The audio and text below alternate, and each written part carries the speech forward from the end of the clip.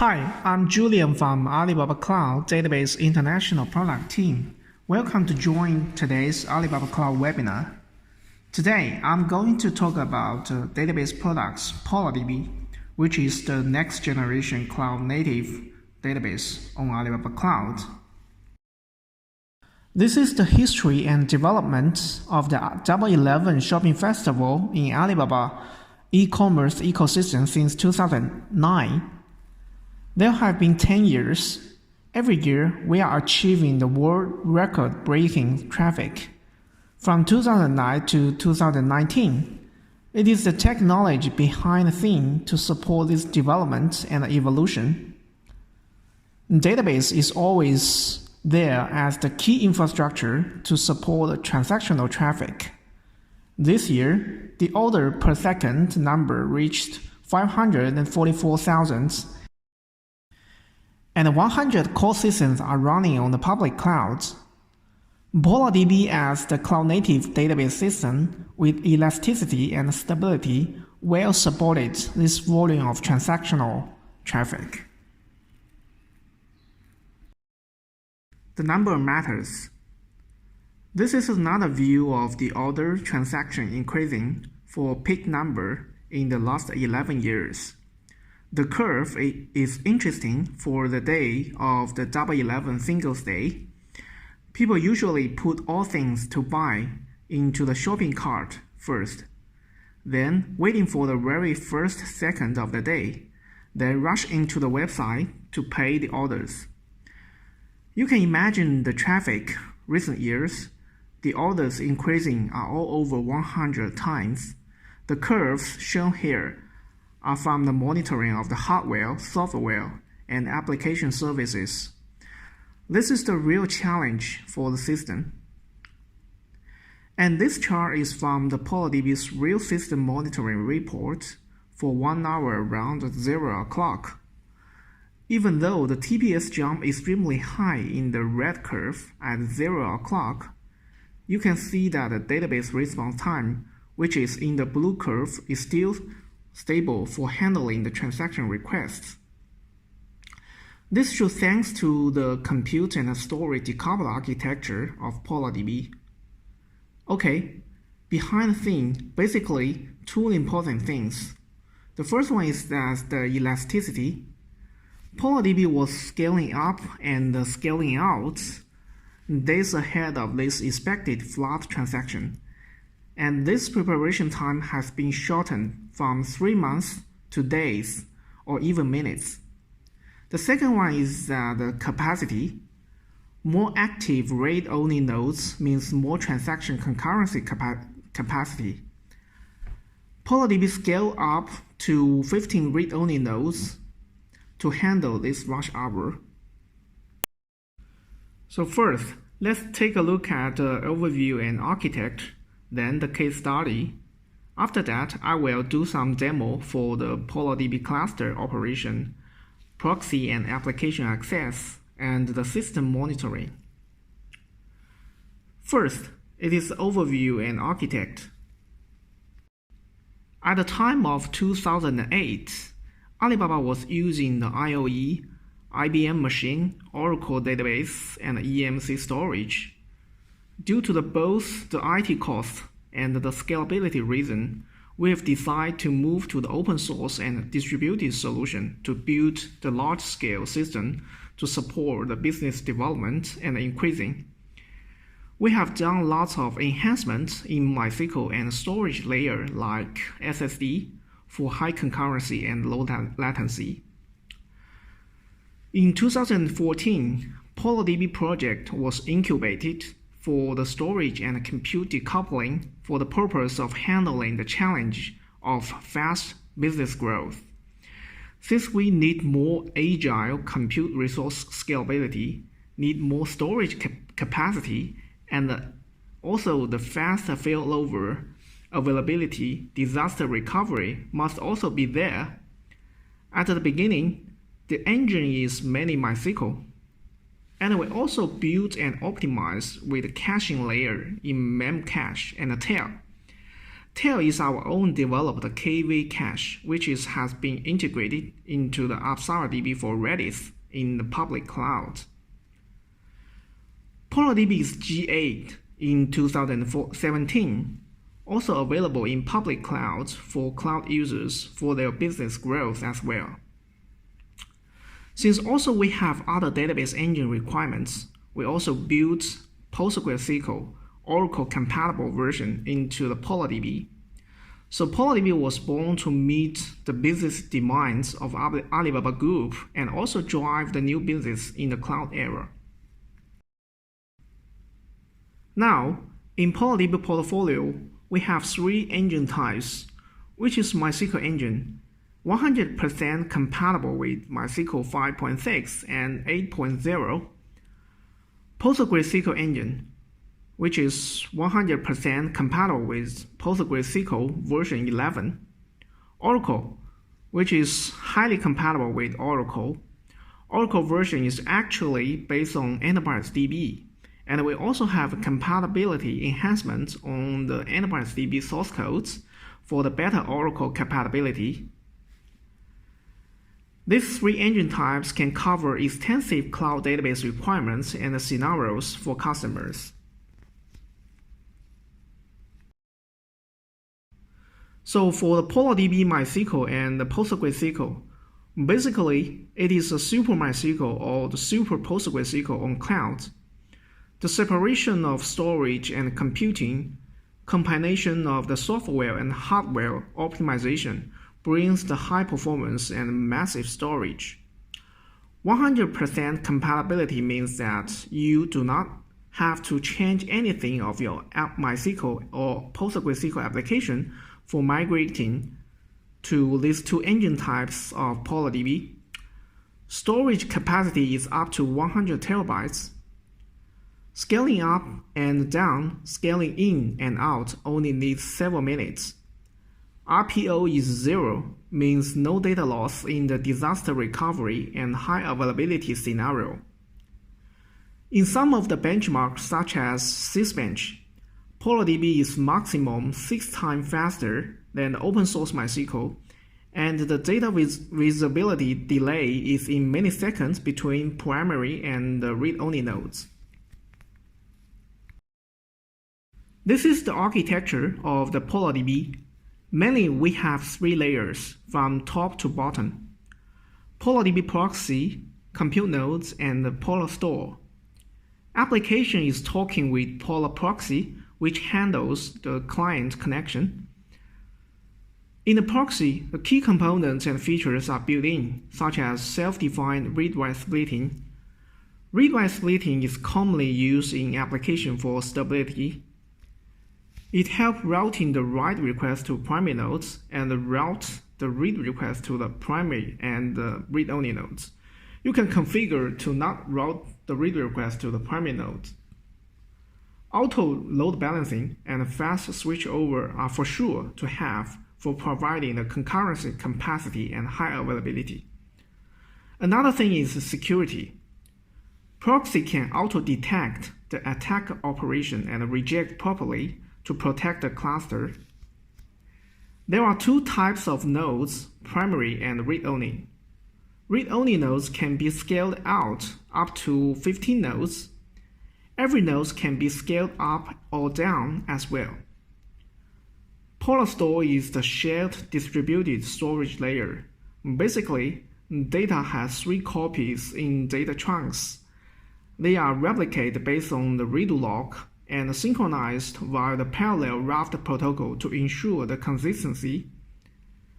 Compute node and the Polar Store communicate via the RDMA, which could achieve extremely low latency just like accessing the data at local. Better read-only instance. There are some unique technology behind to gain these better keywords. Data is replicated via redo log and applied in parallel, which I have mentioned previously, and when you execute an DDL like create table, the DDL execute only once and applied quickly on read-only to see the schema changes. It is very quick to add read-only nodes in minutes to handle the burst business peak workloads, and immediately, Polar Proxy auto-dispatch the read request based on the workload status. When a new read-only node is added, the buffer pool in it is warmed up as soon as possible for fast business response, so it is very quick for the elasticity. Okay, MySQL is still the most popular open source database choice, so we provide several ways to migrate the MySQL database to PolarDB for MySQL. It can be RDS for MySQL, MySQL installation on ECS, MySQL in local IDC, or even the AWS Aurora or RDS. Basically, DTS, the data transmission service, is helping all of this. Just a single click, the whole migration procedure is automatically hosted and monitored. It supports full or incremental migration, and the graphic user interface is provided on the web console. The whole procedure is with zero or minimal downtime of the business. Another thing need to be mentioned is that the migration can be rolled back, which is up to user. If they want to give up the migration, we give user the maximal choice for this aspect. What about Oracle? Since Oracle is still the most popular commercial database, this chart shows the solution for the Oracle migration to PolarDB Oracle. PolarDB Oracle is highly compatible with Oracle, including SQL syntax, function, stored procedure, etc. And it provides the PostgreSQL connection protocol. Oracle application and objects in Oracle usually could be very complicated, so it could not be an easy task to migrate from Oracle to other databases. Alibaba ourselves have done the Oracle migration 10 years ago. We know the complexity. Today, on Alibaba Cloud, we provide a combination of products and services for the migration solution. ADAM, which is Advanced Database and Application Migration. First, use ADAM to get information like metadata and status from Oracle. It will generate a comprehensive report for the overall compatibility with the PolarDB Oracle, and also telling the details for the incompatible parts, which would guide the modification and adjustments, such as how to modify the SQL and store procedure accordingly. Based on the report, user can make decision whether to kick off the migration or not. If migration was kicked off, DTS, the data transmission service, helps to build channel for the full and incremental migration. The channel could be bidirectional so that the rollback can be done if giving up the migration, which makes zero impaction to the source Oracle. Alibaba Cloud's expert service is available along the whole migration procedure. Oracle migration is not an easy job, but we believe that we are always providing the suitable products and service helping with this. Now, let's take a look at some cases of PolarDB. These are two customer cases. One is a leading K-20 online education company in China. It is serving 200 million students. Another one is a fortune-telling game mobile app with peak daily active user 500,000. Both two customers use PolarDB to handle the elastic business workload with cost saving from 70% to 80%. PolarDB fast scaling down or scaling in during load time and scaling up or scaling out during peak time. The business workload handling is smooth and stable. This is an internet top-selling mobile game customer in China. They smoothly migrate their MySQL game application to PolarDB for MySQL without application changes. The subsystem including gaming service, account service, game history, and recharge service are all running on PolarDB for MySQL. Now, it supports 1 million players online at the same time and 7+ 24-hour service online. This is an Oracle migration case. Customer is the biggest e-commerce site in that area. They choose PolarDB Oracle with ADAM plus DTS to replace the original Oracle due to the license cost, and also concerned about the scalability requirements in the future. The customer has Oracle as a core business system with Oracle 11G with 2 rack instances and more than 10,000 tables and 40 PL/SQL store procedure. The data is about 8 terabytes capacity and more than 10 category of application to be migrated. First, they are using ADAM to do the database assessment and the application transformation. And then using the DTS to kick off the data migration and the data synchronization. Finally, they cut off and put the production online on the PolarDB for Oracle. Finally, they are using the PolarDB Oracle to replace the legacy Oracle application and system. The specification they are using is 32 core and 256 GB memory dedicated instance with 1 primary node and 2 read-only nodes. And the storage is up to 100 terabytes to solve the scalability requirements in the future. This is another case for the internet fintech. Basically, they are doing the vertical and horizontal splitting from the access application layer to accessing the data cache layer and data position layer. And we also do the horizontal splitting to separate the different application systems, including the Elasticsearch, PolarDB for MySQL, DRDS, RDS, and even the AnalyticDB for MySQL as a data warehouse. So PolarDB as the key component in the transactional database system, it handles the burst workload with 10 times performance than the legacy application system. Now let's get into the demo. First, let's demo the cluster operation of the PolarDB. First, I will go to the website and enter the PolarDB product page. And here I select the Singapore region and also the pay-as-you-go purchasing mode. There are some created type like a default create type or create from RDS or migrate from RDS you can select.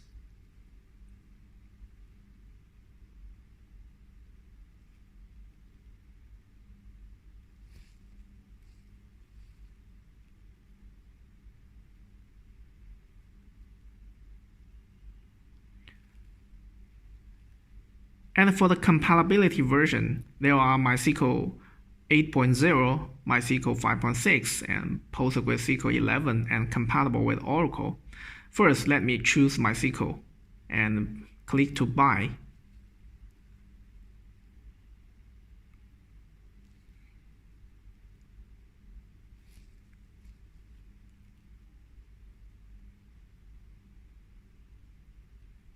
After we purchase the order, and let's go to the web console. So you can see that the cluster is in the creating status. And now let me go to Singapore region again, and I will buy another cluster with the PostgreSQL version. Let's specify the specification and click to buy.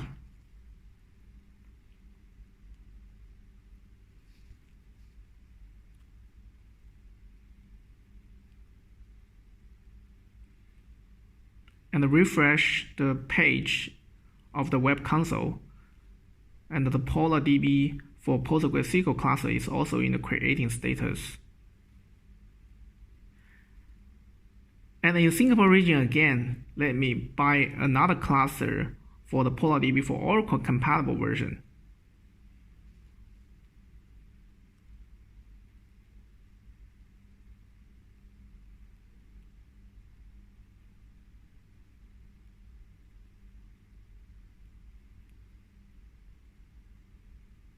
Refresh the web console page And also the cluster is in the creating status again. Now we have 3 clusters for both 3 subversions, MySQL, PostgreSQL, and Oracle in the Web Console.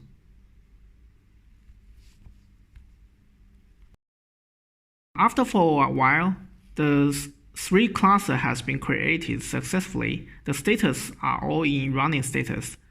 So let me change the annotation of the cluster name for the memory in the later demo. And we change the name to PolarDB MySQL, PolarDB PG, and PolarDB for Oracle.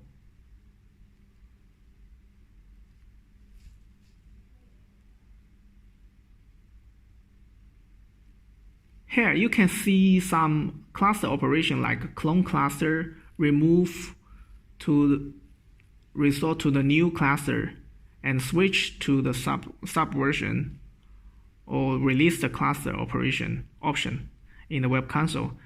And also you can change the configuration. One is the upgrade, one is the downgrade. So first let me go to the PolarDB for MySQL. You can see the 2 nodes. One is the primary node, another one is the read-only nodes. And the node operation can be done on the Web Console as well. And in the whitelist, let me create a whitelist.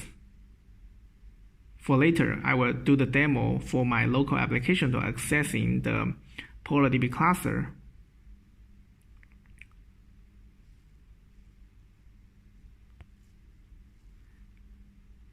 And also you can select the security group to add to the whitelist for the demo.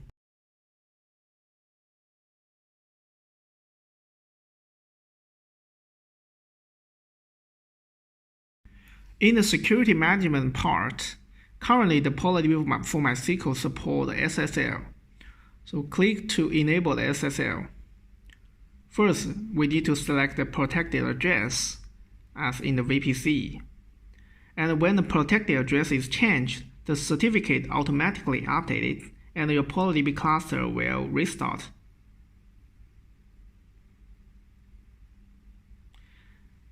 Okay, the cluster is currently in the SSL setting modified status.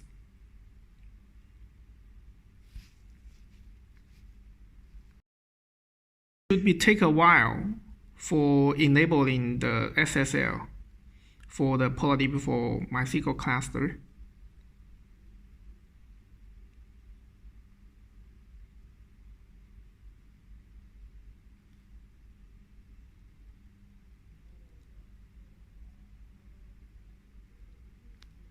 And here you can also download the certification for the SSL for your client usage. Here, let me create a database account for the testing later. You need to specify the username and password.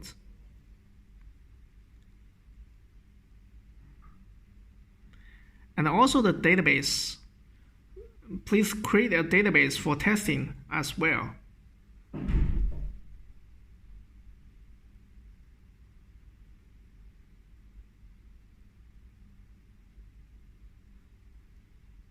This is the option for the backup and restore. I will cover this topic later.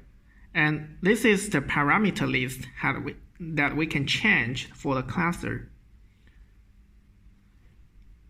Such as if you want to enable the bin log for the PolarDB for MySQL, you can search the parameter. It is the loose polar log bin. Here you can input on to enable the bin log. When you enable the bin log, you need to apply the change. So apply this parameter change. It will require you to restart the PolarDB cluster. So when you refresh the page, you can see the cluster is in the restarting status.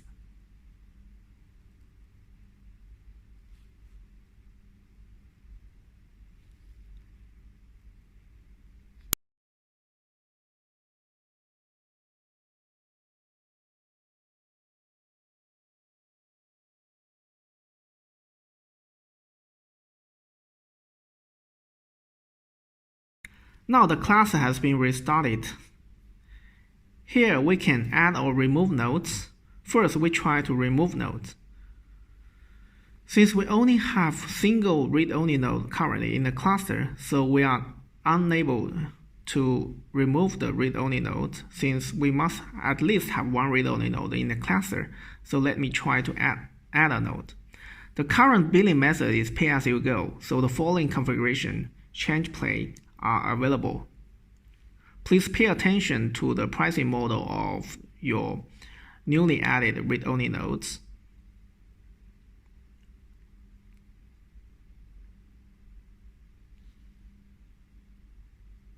So click the plus to add a new read-only node here. The read-only nodes in the single cluster must have the same specifications, so you can see that we still have 2 core and 8 GB as the starter edition.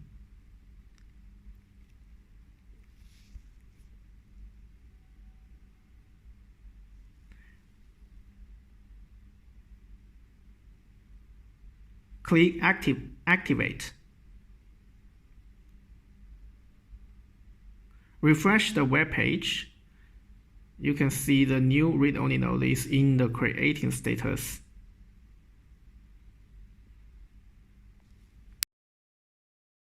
For a while, you can see the node has been added successfully. So let's try to add another read-only node again. So each time, only one read-only node can be added.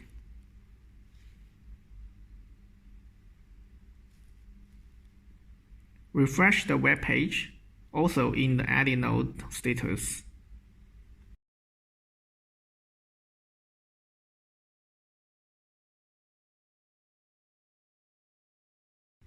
After for a while, the node has been added successfully, so now let me try to remove the node. Click the minus to remove the specific nodes, and click Confirm.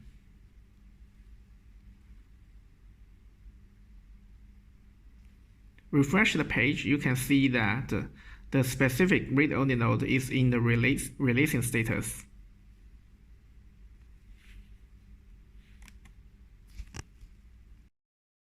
And also we can do the upgrade. So click the upgrade. You can specify the higher specification, like we upgrade to 4 cores and 16 GB in dedicated instance. And all the node specification will be upgraded at the same time. So the cluster is in the changing configuration status. After for a while, the changing status has been completed successfully.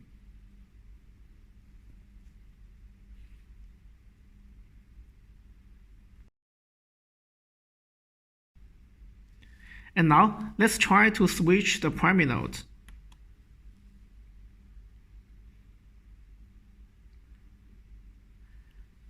When you do the primary node switching, you must specify the target read-only node that you want to do the switch over.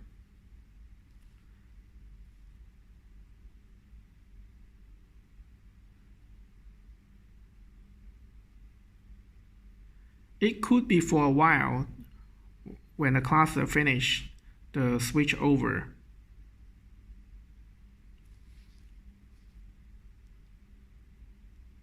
Here you can also do the node restarting.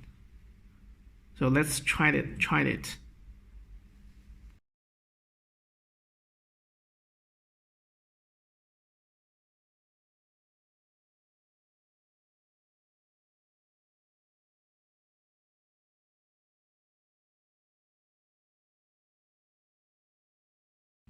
Currently, we can do the migration across Zoom for PolarDB for MySQL version. So in this panel, you need to select the target Zoom and the target vSwitch. And also, at this panel, we select the database all nodes, and the effect time is applied immediately. There is a help document describing that the across zone migration. So this is the multi-zone architecture description. Basically, in the region that we have two zones, and one is the primary zone, another one is the secondary zone. So in this kind of a multi-zone, we can do the multi-zone architecture for the PolarDB.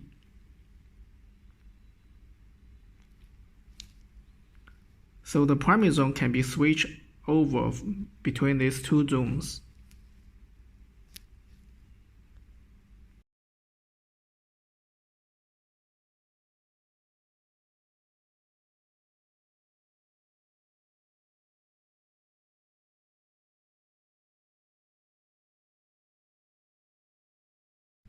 Click OK to kick off the cross-zone migration procedure. The status currently is migrating across zones. So before, the primary zone is the Singapore Zone A, and we are going to switch the primary zone from A to C.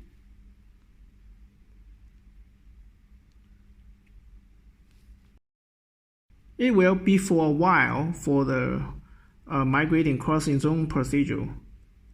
So now you can see that the primary zone is currently in the zone C, and the zone A is the secondary zone.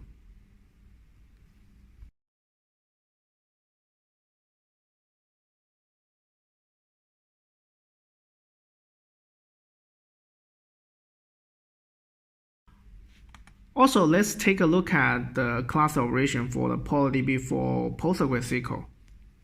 It's pretty much the same like the PolarDB for MySQL. So here you can create a whitelist.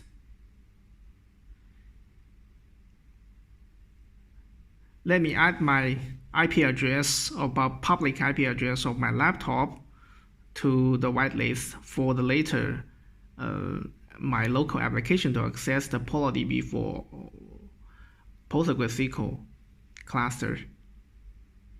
And also the account. Let me create an account here for the demo later.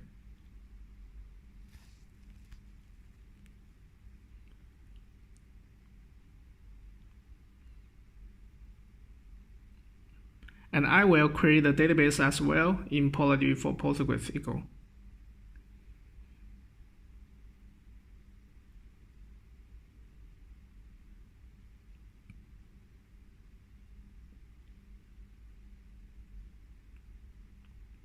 And this is the parameter list for the PolarDB for PostgreSQL. You can do pretty much the same with the parameter in the PolarDB for MySQL operation style. And this is the endpoint description here. We will introduce this part later. And also we have one primary node and one read node for PostgreSQL version. Let me add a node as well. Also, you can do the upgrade for the node. I will skip this part because it's pretty much the same with the operation in the PolarDB for MySQL. Now, let's try to log on to the PolarDB for PostgreSQL to create some table and insert some data into it for the application demo later.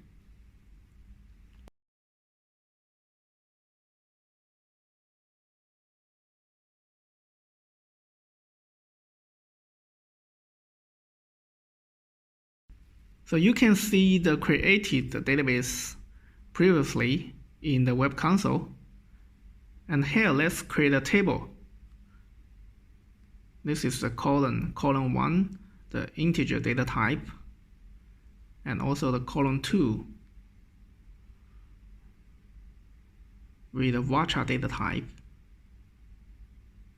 And let me add another column with maybe the timestamp. Okay, timestamp without zone.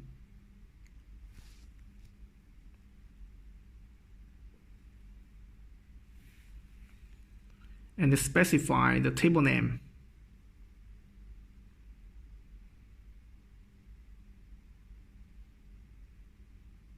Click Save and OK to execute the DDL.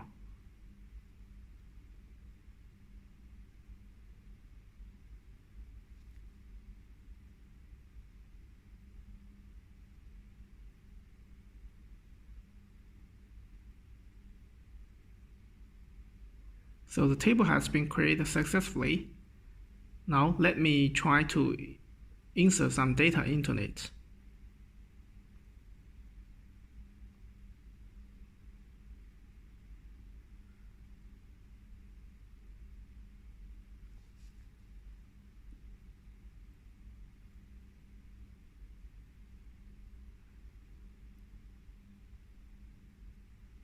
Select the table again. You can see that the record just inserted previously, and also insert another record,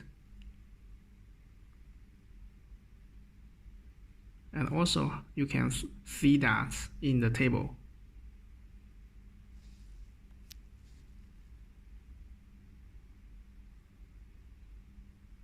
Okay, let's take a look at the PolarDB for Oracle. It also pretty much the same with the MySQL and PostgreSQL. It's the same. Let's specify my laptop's public IP address to the whitelist, and also create a test account.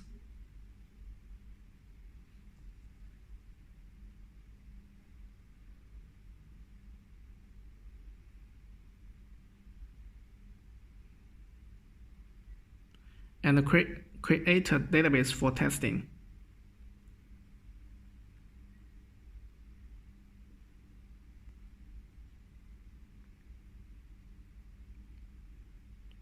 This is the parameter list for the PolarDB for Oracle. You can do some changes here and apply the changes.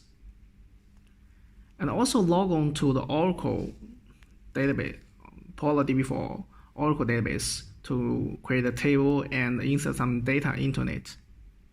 The operation is pretty much the same as we do in the PolarDB for PostgreSQL before.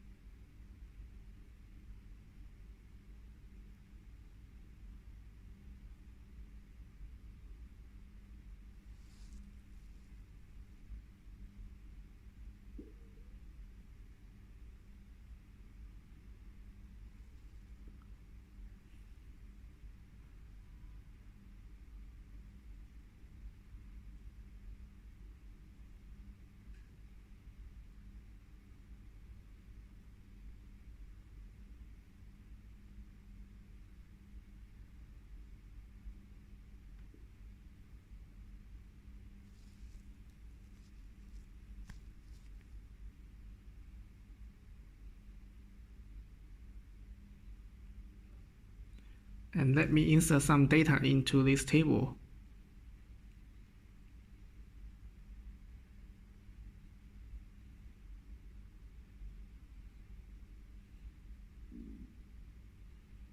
Insert 2 records.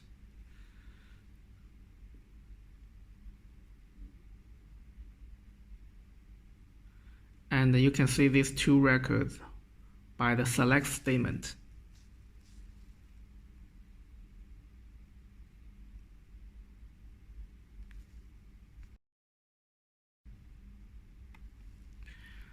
In the endpoint part is almost the same with the PolarDB for PostgreSQL, and also for the node operation like add or remove remove nodes. Okay, that's all for the cluster operation part. Now let's get into the proxy and application access part. As we mentioned before, the Polar proxy can do a lot of load balancing things. And here, the cluster endpoints can also be published by the PolarDB for proxy.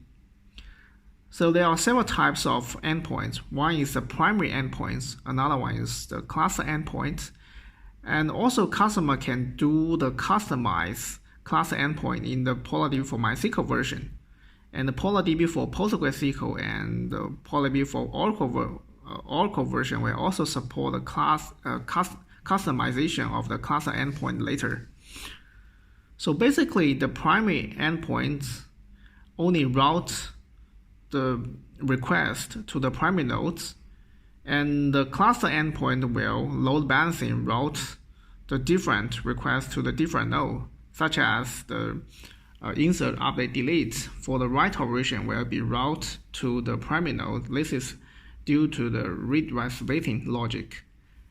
And for the bunch of read-only nodes, the select request will be load balancing routed to the different read-only nodes.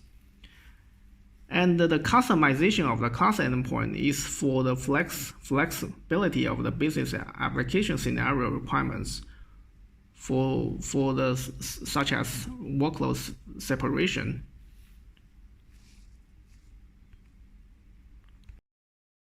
You have a bunch of read-only nodes. You can define two different cluster endpoints, and some of the read-only nodes are attached to the cluster endpoint 1, and others are attached to the cluster endpoint 2. And the application A is just using the cluster endpoint 1, and application B is using the cluster endpoint 2. So the read-only nodes are separated to serve the different application. This is for the business flexibility and stability design.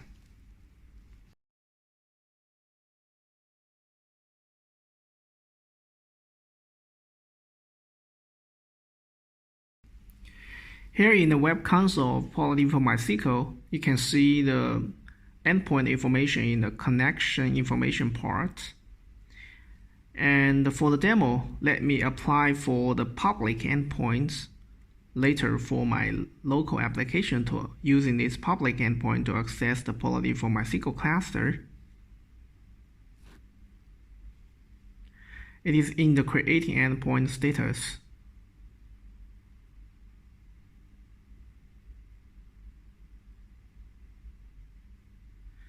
And please make sure my public IP address of my laptop has been added to the whitelist.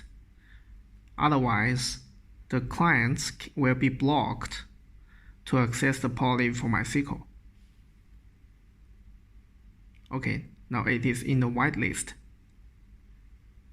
And also the public-facing endpoint has been created successfully. Here is the cluster endpoint. It is recommended.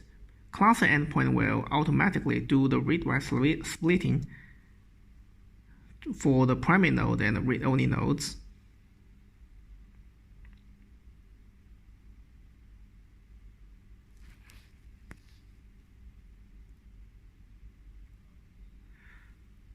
So for PolarDB for MySQL, we can create a custom cluster endpoint.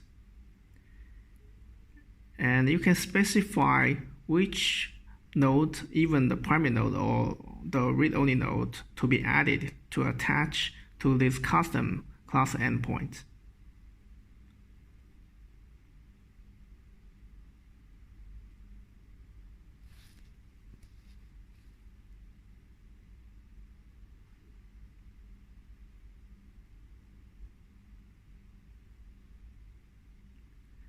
And also you can specify the read-write mode that this custom cluster endpoint will be taken.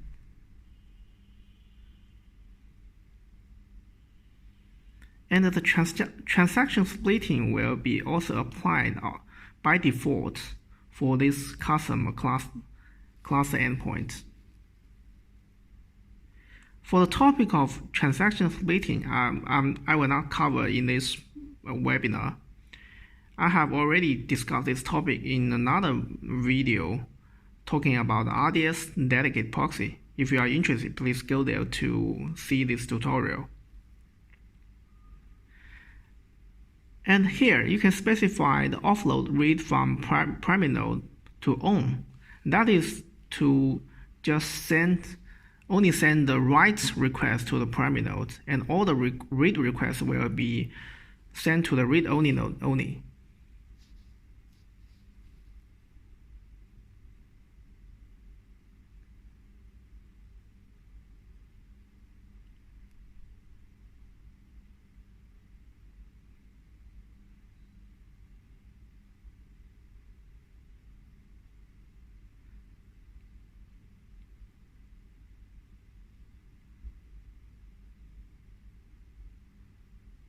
Okay, in this demo, let me create a custom class endpoint with 2 read-only nodes and click OK.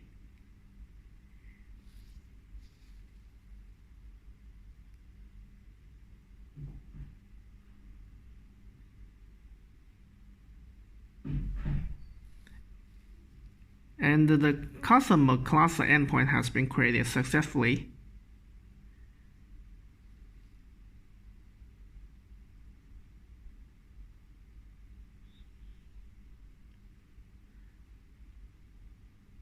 And also, we need to publish the public-facing endpoint for my local application to access later.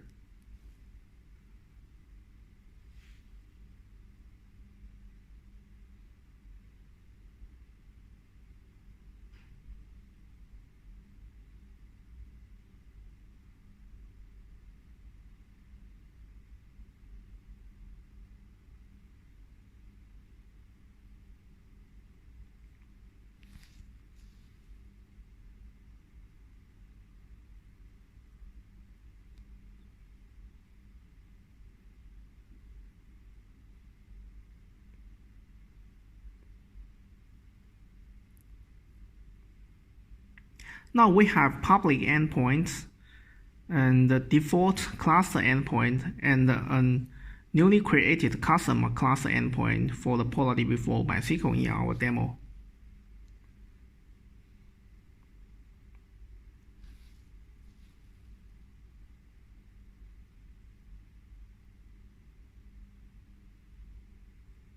Let's go to the PolarDB for PostgreSQL.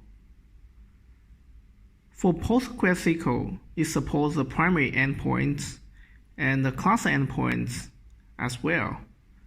The custom class endpoint is currently not supported in the PolarDB for PostgreSQL. It is in our plan, and it will be available later in maybe the future release of the products.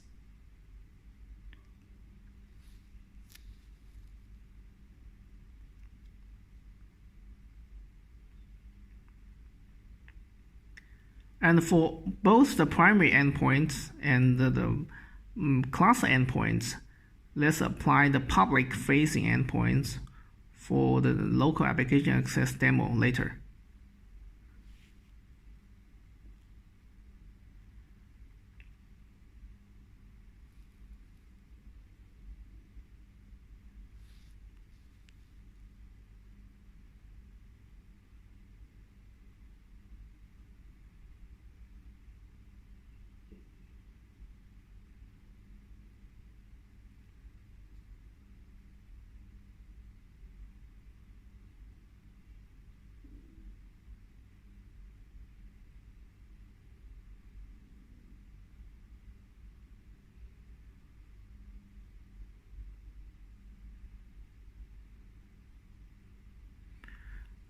The primary endpoint and the cluster endpoint for the public-facing endpoint has all been created successfully.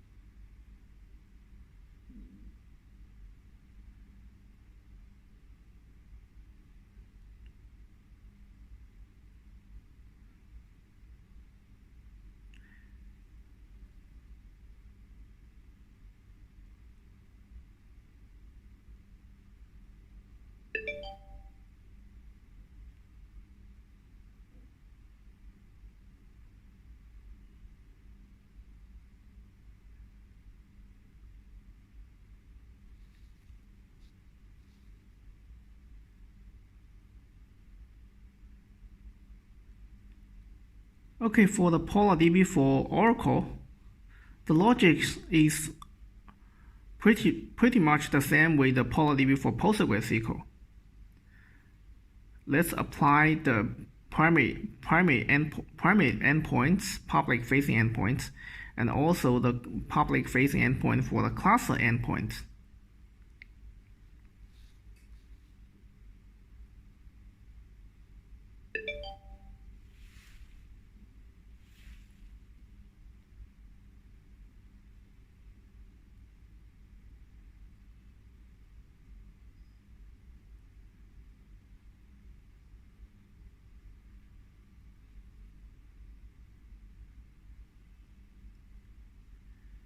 Now all the endpoint has prepared successfully.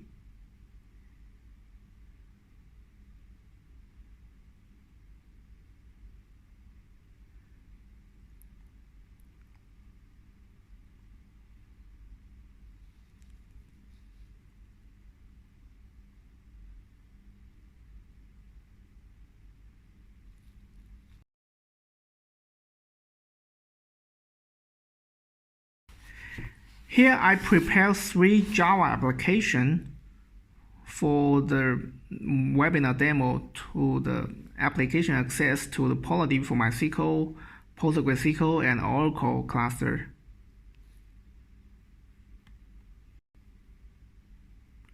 To demo the usage of these endpoints in the application, let me define the variable in the Java program. Okay, this is the primary endpoint for the PolarDB for MySQL cluster.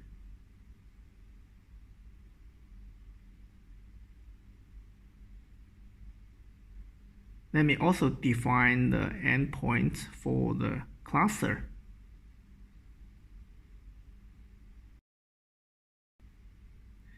And for PolarDB for MySQL, we also have the additional custom cluster endpoints. And this custom endpoint will just route the query request to these 2 read-only nodes at the backend.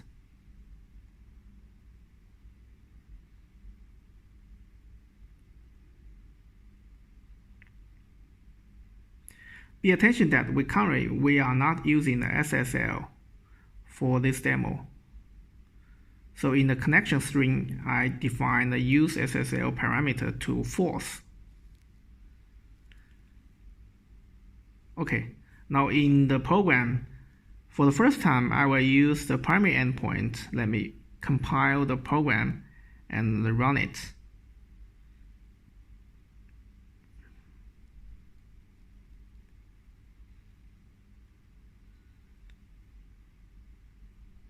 You can see that the query result is the count of the target table. There are only 2 records in the PolarDB for MySQL that I have inserted previously. And now I change the program to using the cluster endpoint. And also it works.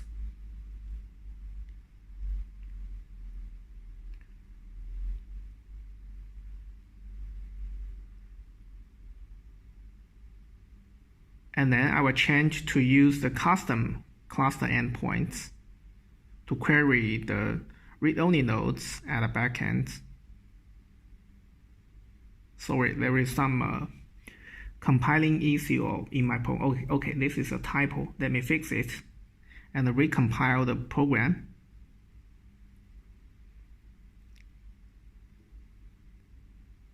And run the script. Okay, it works. This is for the endpoints of the PolarDB for MySQL, and also for the PolarDB for PostgreSQL. Let's try to see that the Java program working with the primary endpoint and also the cluster endpoint. So we define the variable here as well for the primary endpoints.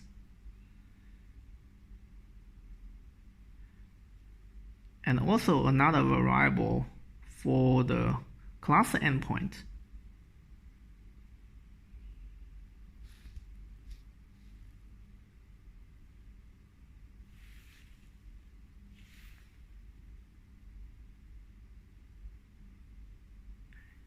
First, let me try to using the primary endpoint.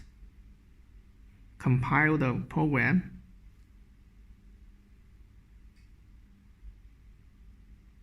And run the program. Okay, the result count is 2 in the PolarDB for MySQL that we just insert 2 records previously. And also let's try to see the class endpoint.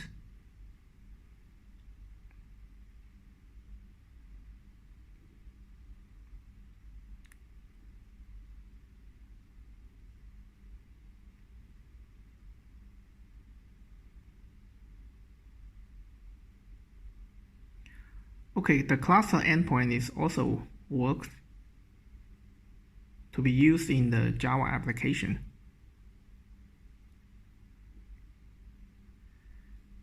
Finally, let's go to see the PolarDB for Oracle. PolarDB for Oracle has the same logic with the PolarDB for PostgreSQL. So currently we have primary endpoint and also the class endpoint. Also define a variable for the primary endpoint and also the class endpoint.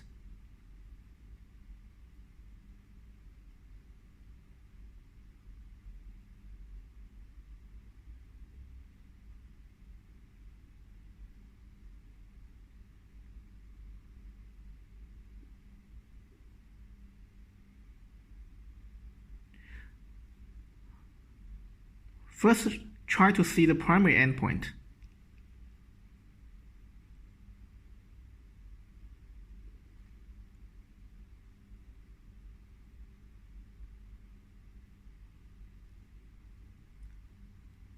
Okay, it works.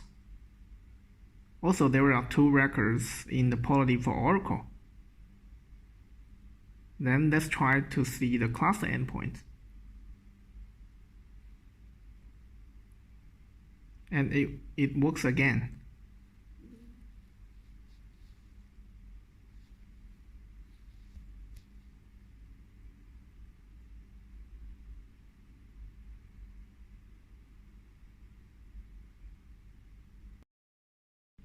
Okay, that's for the proxy and application access part. Finally, let's go to see the system and monitoring part in the webinar part 1.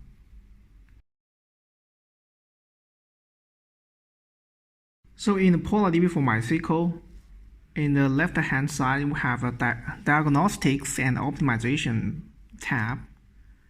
And click the diagnostics. There are a lot of metrics and options you can see that for the system monitoring. Such as in this panel, you can see that the 10 seconds SQL analysis. It will help you try to grab the SQL running that's slower than the 10 seconds. And also a lot of the real-time monitoring metrics like server information, connection information, and also the buffer pool statistics like total pages, idle pages, and also the slow query connection, and also the I/O metrics and network metrics. In the storage analysis, a storage analysis supports up to 20,000 tables. If the storage data is missing, the account does not have the corresponding database or table permission, there will be no data in the storage analysis part.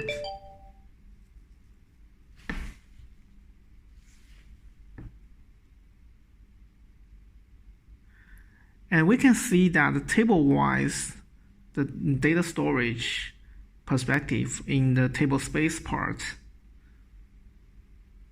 and also the data space to see how many data, what is the data size of the single table there. This is the deadlock analysis. It will help you to do the deadlock analysis against your system.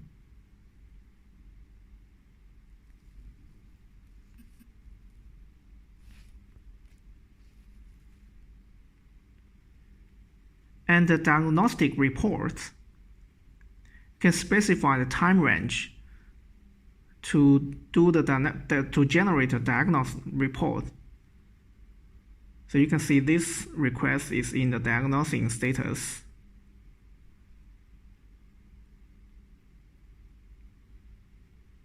And after it has been created, you can see the diagnostic report details. It is for the node wise, so you can deep dive into each node to see the metrics of the CPU, network, and IOPS, some kind of this statistics. And also help you to list the top 5 slow query.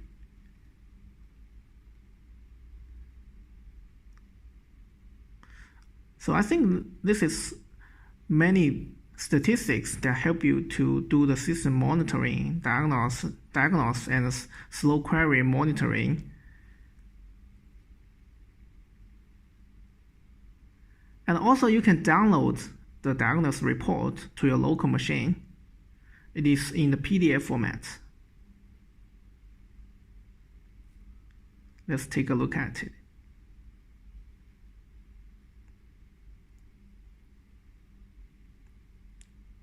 So based on this report, you can see the system status during the time range that you specified.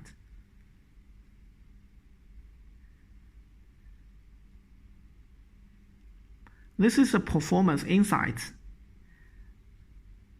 and it can be automatically refreshed to monitoring the memory, CPU usage, I/O, and session connection, and also the throughputs. In the monitoring, the CPU, QPS, TPS, and I/O throughputs, latency information can be put into the both cluster and node monitoring view in this web page.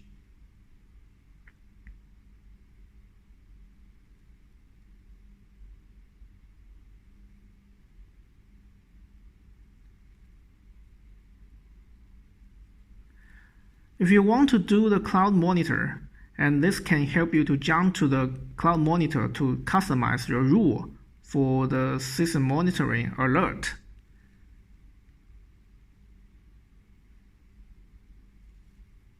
And in the slow query tab,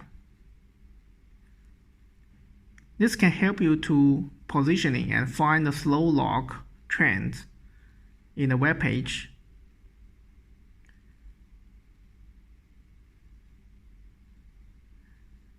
And also the slow request in each node, including the primary node, read-only nodes, the slow request counts can be accumulated and recorded here in this web page. This is the SQL Explorer for the log and audit. You can specify by such as time range and keywords to set the query for the query history in this tab. So it's very convenient. And let's take a look at the PolarDB for PostgreSQL. It is almost the same for the diagnostics and operations. We can see the active session, real-time monitoring, and performance insights.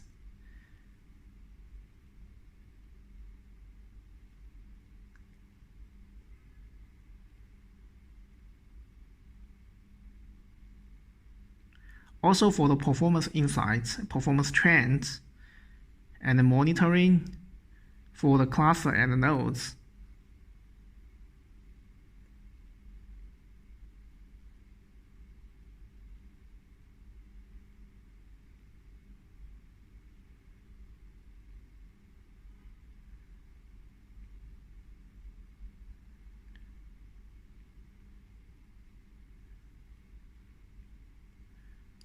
Also, we can get the slow query log trend in this tab.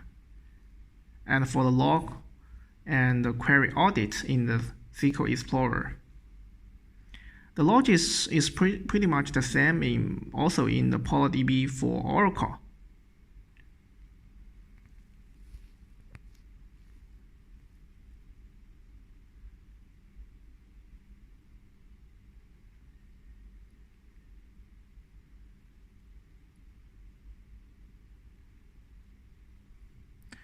Okay, I think that you can get as much as enough monitoring metrics like session, CPU, and memory IOPS, and also for the real-time monitoring and also the diagnostic and performance insight of your class and the nodes, and also the slow query and the SQL audit.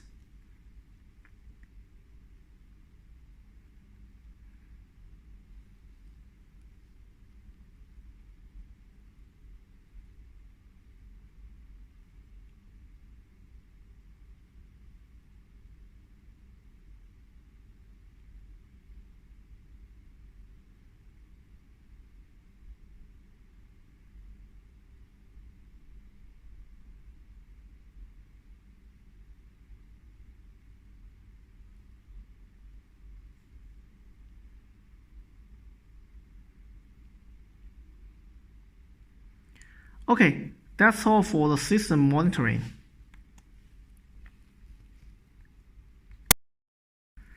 This is for the first part of the PolarDB webinar.